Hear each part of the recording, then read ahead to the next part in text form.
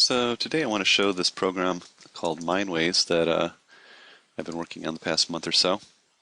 It's a free open source program that basically is a little sort of bridge between Minecraft and Shapeways, or really any 3D printer. Or it's also a bridge really between Blender and Minecraft.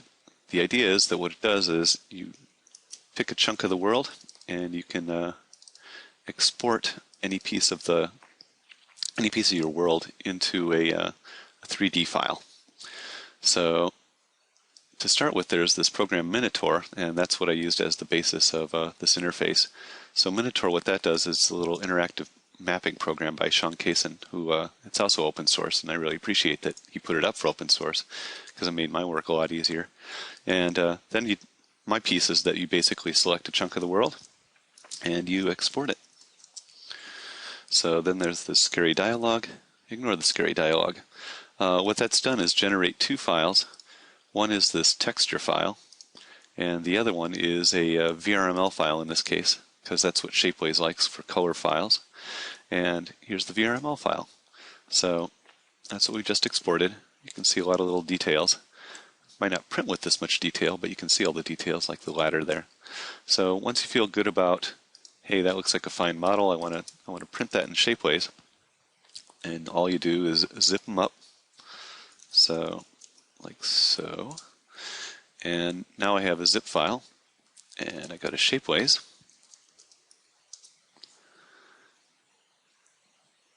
And I go to Create, Upload, choose that file.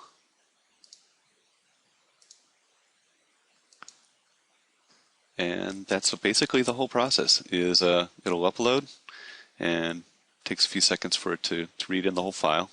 And now it's uploaded. And now I just wait. Basically, Shapeways now will just go and check that file for consistency and so on.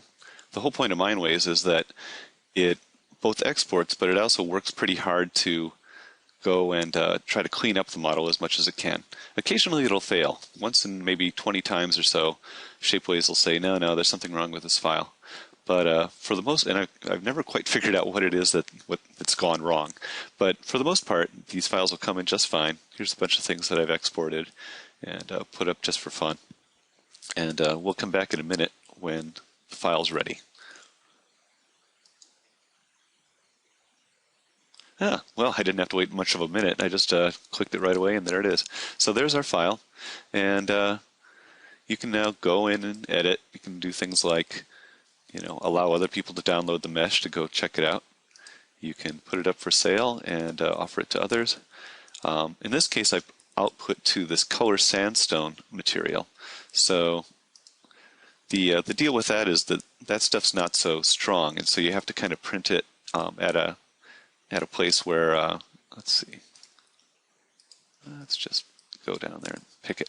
So basically that material is such that the resolution of it is such that you have to kind of print it big. So it's going to cost you, maybe $25 for this model. But the eventual result is you get something like this.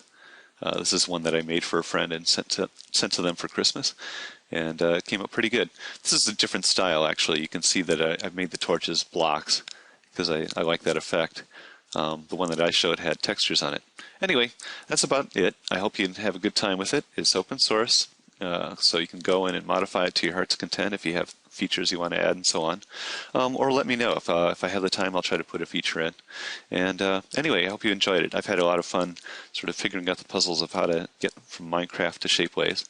And I'm also having fun now pulling out pieces of our world and making them and sending them off to people for presents. So anyway, that's about it. Hope you enjoyed it. Bye now.